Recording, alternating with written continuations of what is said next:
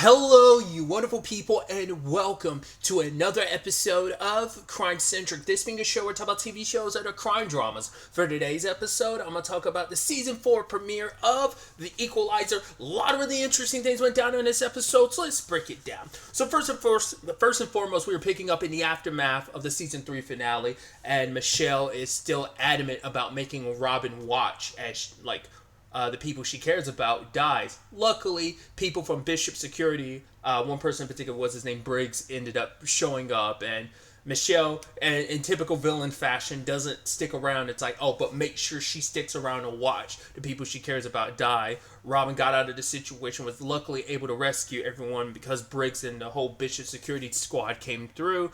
It all worked out in the end.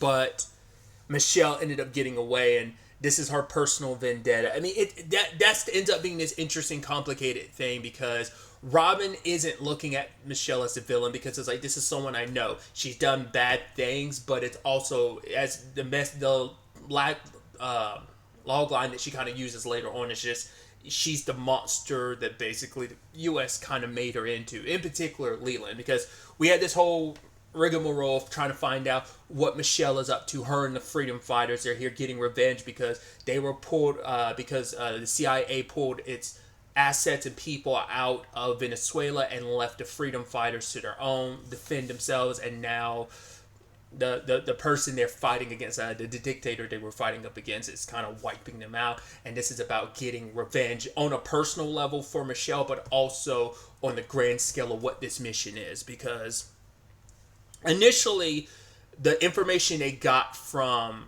Fisk, everyone's assuming it will, at least the Equalizer squad is assuming that it's the name of family members of assets and stuff like that. You're going to target people, like this is your way to kind of get back at the CIA. But I did think it was interesting the moment Robin had mentioned that, when she crossed paths with Michelle, she kind of had this look on her face. I was like, was that all BS then? It's like, well, I was about to say, did Green ever say that? But yeah, later on they said no, Green lied. She made it seem like that was the case, but it wasn't. Who they were really after the entire time was a guy Green was talking to earlier in the episode, Leland, who he was a congressman years ago, but now he's worked his way up the political sphere, but I think he's in a much higher position now or whatever. But the thing is, he had property in Venezuela, and basically he used his connections to basically come up with some BS reason to pull the CIA out of Venezuela, because that whole situation would have tanked the price. So it was a money situation. I mean, that's what it always comes down to in some shape or form. And so all of this, and now he's planning on basically redeploying the CIA or whatever, or forces in Venezuela, but backing the person that the freedom fighters are working with. So it's trying to wipe them off the board. It's just business deals and stuff like that, which would have gotten messy beforehand. Now he's trying to clean all that up, and that's what Michelle and them are trying to stop. They want to get revenge not only for what Leland did previously, but what he's about to do in the future too. So, and despite all this, despite the scummy things he's doing, Robin's saving him. Not necessarily because it's she wants him to get what he deserves for all that he's done, what he's planning on doing, because it's not like he's doing it in the best interest of anyone. He's lying and manipulating a situation that will best benefit him, not anyone else. But she knows that if Michelle kills this guy, there will be no coming back from this, because she's still trying to save Michelle. I mean, there's still enough of her there that obviously she went to see Ed's dad.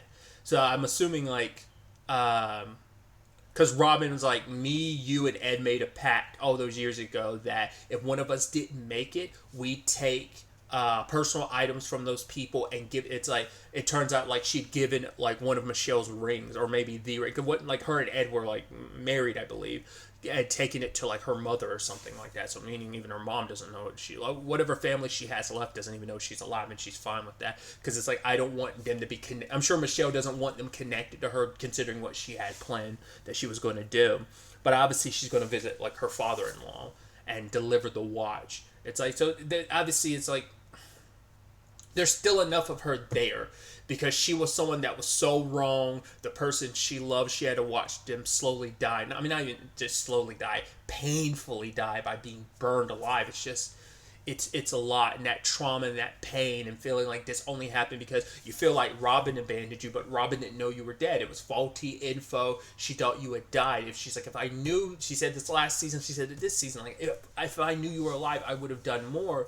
And she wishes she had done more. Like if I'd known, like maybe I could have changed things. It's like Ed might not have been able to be saved, but maybe Michelle was. Once again, it's like Robin was stuck in that situation too. Like they were all abandoned, but only Robin sadly made it out of it. So I'm sure that just fuels the fire even more, because it's like Robin, I don't know how much, I'm sure Michelle knows enough. I mean, she never crossed the line to go after Dee or Vi. So that shows like she hadn't fully crossed the line, but we also don't know like how much Michelle knows about Robin's life. Like, how much did that come up? They had to know enough about each other for, like, once again, them to feel comfortable enough to deliver items if in case one of them didn't make it. So, but I think for her, it's like, I have my mission. I'm not going to cross that line, because she, despite her anger at Robin, even she was like, wow, you actually have my back when that CIA sniper was coming for me. Like, you saved me. I'd almost wondered, like, at the time I was like, is this going to be some switcheroo of like, oh, like, Michelle's actually being targeted? She, like, maybe the freedom fighters lied to her or something like that. It's like, no, it was the CIA gunning for her because she's too much of a threat. I mean, it's like, they're doing their job, but it's also Green's kind of covering Leland's ass in a lot of way and protecting him, and it's like, we're not even admitting the reason why. The only reason why Robin and him found out is because she went to Fisk to ask him what the file was about, because it's like Green, she's going to do her own thing. The only way they could go around her is try to get Fisk to help, and he admits the file was never about the names of the family members and the undercover the CIA agents and their family and stuff. It's like, no, it was about Leland. I do like that they brought that storyline full circle of how Robin talks about why she owes Michelle and the blades that they used to fight themselves out of a situation involving the Yakuza boss. She brought those same swords, and it was kind of like supposed to be like this battle of honor. It's like, yeah, you'll die this time, but you'll die with honor, and you can at least die knowing that. So, granted, Robin ended up kicking her ass, but also made sure not to kill her, because it's about saving her from herself. Once again, the line she said to Leland, like, she's the monster you made her into. Believing, like, right, she might have been able to be changed into this monster, but that also means that she could be changed as well. And it's just, as we see with the ending, that's sadly not the case. Because that hate, it's just that need for revenge is burning so deep that there's no quelling those flames. Like when she's envisioned this for so long, when she's been consumed by it for so long, there's no getting out of it. So it does make you wonder in the long run what's going to happen to Michelle. Obviously, she's going to be like a recurring threat throughout the season. It's going to be interesting to see how often she pops up, because there have been quite a few storylines that get set up in like the season finale that are kind of immediately rectified in the premiere of the next season, but the lasting effects ends up being a thing, because now it's going to be a big thing of whatever havoc Michelle causes, it's going to be on Robin, because Robin tried to talk to her, it didn't work. You got her arrested, and Fisk had even said like, I'll take her in, I'll try and like deprogram her, like they kind of like fix this and ratify this situation, but Michelle's too far gone maybe, and the next time her and Robin meet, the line she wasn't willing to cross before, like, going after Delilah or Vi, like maybe she will now. That becomes the thing of, I mean, because things have changed, because Leland was kind of like, what Leland had planned was kind of shut down, because Fisk ended up, he's got a lot of favors, and he like pulled one of the levers on one of those favors to kind of make that happen, and that they were going to help the freedom fighters in the long run. The freedom fighters that were locked up, rather than staying locked up and sent to a black site, they were sent back to Venezuela. I don't know for sure if they were like actually going to help them. Maybe that was just me being optimistic. I don't remember if they said like whether or not the CIA was going to help them in Venezuela or not, but just definitely sent them back. I just don't remember if they're going to like bolster their ranks or help them in any capacity with their fight. But this is going to be interesting for Robin's story this season, especially with the whole Michelle of it all. Like, how far are you going to let someone you once cared about go before you have to put them down? It's that typical that tragic story of trying to save someone from themselves, but their path to revenge has consumed them for so long that there's no turning back from it. Like, can Michelle be saved, or will Robin have to stop her? I don't think this is just going to be resolved in episode 2 thing. Like I said, I think this is going to be stretched over the course of the entire season, but we'll see if what ends up being the aftermath of it. Because I doubt Fisk is dead. I'm sure she caused the car to crash, but maybe she has enough reason to hate Fisk, so maybe she will end up killing him. I doubt it, but you never know. That ends up being this interesting theme of the episode too, like trying to do the right thing, because Robin believed she was doing the right thing by sparing Michelle. Like, that was the best kind of best case scenario all around. But that ties into other storylines in this episode. There's the whole Dante situation of him feeling like he's like, I don't know if, he's worried about, obviously he had to give up his badge, and he doesn't know, like, there's no security cameras that can prove, like, he didn't throw a little off the roof last season, so he's not quite sure how that's all going to play out. And, Mel tells him, like, right, you did the right thing, right? He's like, yeah, I believe I was getting justice for my friend, but I didn't do the thing they said. At the end of the day, I was doing the right thing. It's like, for her, it's like, that's all you can just hope that things work out, but you can at least live with knowing, like, right, you are a great cop, and you are a good guy. You always do the right thing, and you did do the right thing. You're not in the wrong in a situation, so. And that meant a lot to him. But then ultimately, Harry ended up finding some footage that proves that Dante cooperates Dante's story, and he's able to be reinstated. Which they're bummed not to have him part of the team. It's like, right, our loss, NYPD's gain. But he's like, nah, you're not getting rid of me that easily, because he's seen the bar, which he's actually been to before, and also sees the underground setup that they have for their operations. Like, wow, so this is where the magic happens. So it's like, yeah, you've been an unofficial part of the squad for a while now. This was kind of your first time being kind of more official, and it's sticking. So it's definitely going to be interesting to see Dante going forward, balancing this even more so than he was last season, of working with Robin, and where being part of the Equalizer team, he's just going to be the one that ends up helping them on the more official side of things. Like I said, he was unofficially an official member, but now he's like an official member now with official credentials as a cop that could help them, like it has up until now anyway, but now he doesn't. I don't know, it's going to be interesting to see the continuous growth of that whole dynamic, so.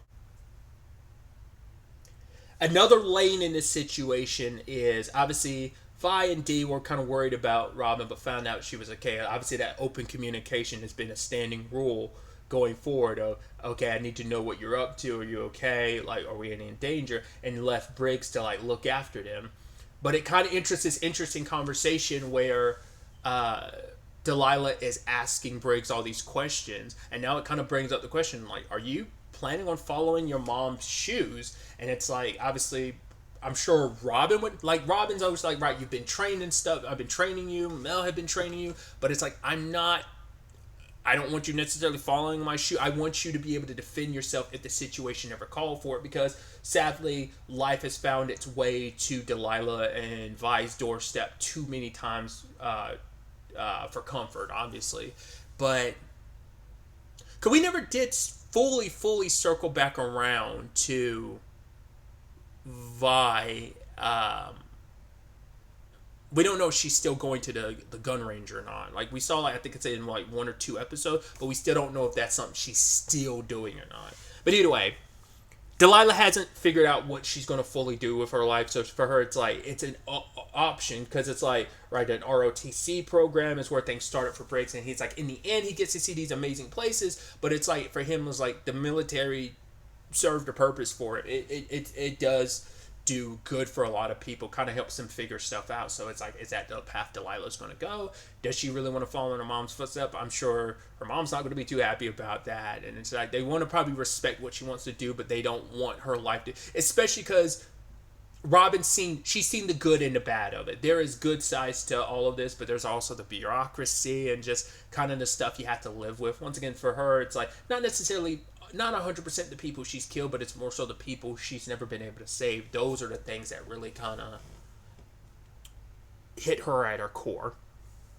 So, but it also seems like for Vi, it's been crazy because it's been a crazy 24 hours because they're literally picking up where the previous season left off. So they had that whole robbery situation they were involved in last season and the resolution of that, plus the staying with Robin, thinking they might be in danger. So it's just one thing one situation bled over into the other, and Vi's now kind of, it's the scary thing about the future of like Delilah's going to be going off to college soon, and now it's like, yeah, like for her, my life, because she had brought it up in the season 3 finale, like, right, her life was one way, she was in a very bad spot until Delilah and Robin came into her life, and her life picked back up, and she feels like she's finally heading in a good direction. But now she's scared because it's like, well, like my life's going to change again because eventually, like, Delilah, you're going to be off to college, you're going to be doing great things, that's how life's supposed to be. Like, you're not supposed to need me forever, but, it's like you're supposed to kind of be able to finally spread your wings. But Delilah's like, no matter how far I go, you'll always be my auntie. I'll always be a phone call away, or, a Zoom away, or a plane ride away. And I just thought that was beautiful. It was actually really I was getting all emotional. I was like, beautiful family moments, the feels, so it's going to be interesting to see where kind of that subplot ends up ultimately going too. So I avoided the trailer for this season. I'm trying to think, like, I want to say the trailer for the first season's the only season I've actually watched a trailer for. I think I've probably seen promo for the other seasons, but I would think the trailer for the first season was like the only season I've seen. I think I've avoided all the other trailers. I think sometimes the show ends up somewhat sneaking up on me in some capacity, so maybe I forget to watch the trailer. Usually they're not out by the time. They'll usually come out like super late, but whatever the case may be. So I'm not quite sure where this season's going to go. I'm actually not even sure how many episodes this season's going to be. I saw something saying like 10 to 13, which if I remember correct, because I know the second and third seasons were longer, if I remember correctly. I want to say they were both like 18-ish or something like that. I want to say season 1 was only like... Wasn't season 1 only like 10 episodes? So we're kind of going back to that. So... Like I said, I looked this up. I haven't looked it up again, but at the time I saw something saying 10 to 13. So we'll ultimately have to wait to see what direction this season ends up taking us, what situations Robin finds herself in. She's in the hospital, obviously, after her sword fight with Michelle, but I'm curious, like, is she going to end up is she going to still be recovering there for a little bit? Like, is the next episode going to take place like a day or two later? Is it going to be like her right out of the hospital? Or is she going to find a case in the hospital or something like that? Because usually that's how these type of things go. So I'm interested to see where everything takes us going forward. But really, that's all I wanted to talk about. Till the next time we meet, be happy, be safe, live life to the fullest, and enjoy it. Good day, and goodbye.